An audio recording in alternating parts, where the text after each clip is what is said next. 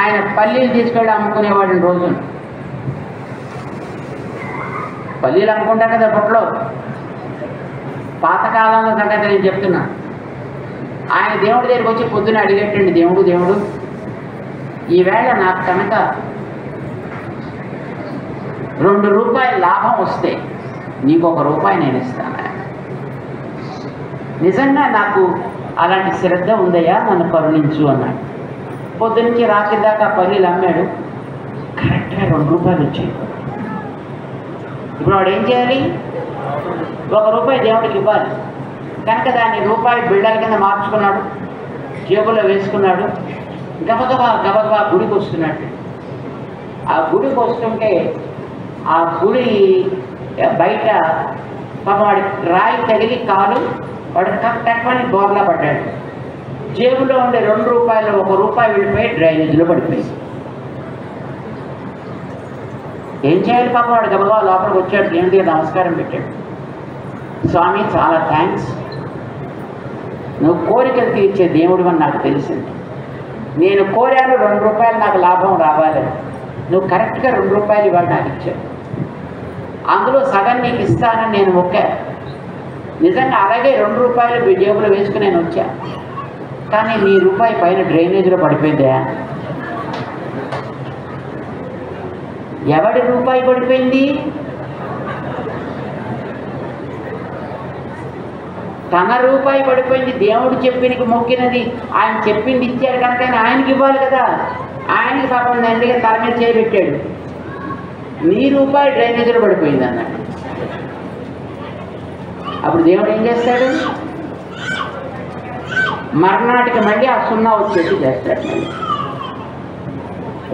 దేవుడిని వంచాలి అని అనుకున్న వాళ్ళకి మనకి తెలుసుని ఈవేళ వాళ్ళు ఎలా ఉన్నారు. దేవుడి మీద భక్తిని చూపించి ఏదో చేస్తామని తిరిగి మళ్ళీ దాన్ని మర్చిపోయిన వాళ్ళకి ఎట్లాంటి లాభం దేవుడు కలిగిస్తాడు అనేది మనకి తెలుసును. దేవుడి దగ్గర ఎప్పుడు కూడా మనం ఆటలు ఆడకూడదు. దేవుడి సేవలో శ్రద్ధతో ఉండాలి. ఆయన్నే వంచే ప్రయత్నం చేయకూడదు. అరే ఆయన విగ్రహం కదండి, ఆయనకేం తెలుస్తుందండి. అలా అనుకుంటే దేవుడికి 2000 ఎకరాలు ఇచ్చేవాళ్లే కాదు. అలా అనుకుంటే వెంకటేశ్వర స్వామి శంఖ చక్రాలు తీసుకునేవాడే కాదు.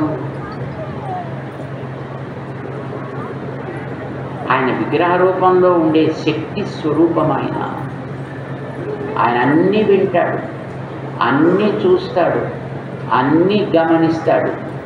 ఎప్పుడు పాఠం చెప్పాలో అప్పుడు పాఠం చెప్తాడు ఆయన. చాలామంది అంటుంటారు, నిజంగా దేవుడైతే మేము తప్పు చేస్తుంటే ఎదురుకుండా వచ్చి అని అనొచ్చు కదండి. అనడట్లాగా ఆయన దయ కలిగిన వాడు నీకే ఛాన్స్ ఇస్తాడు. ఆయన బాగు చేసుకోవయ్యా అని చెప్తాడు.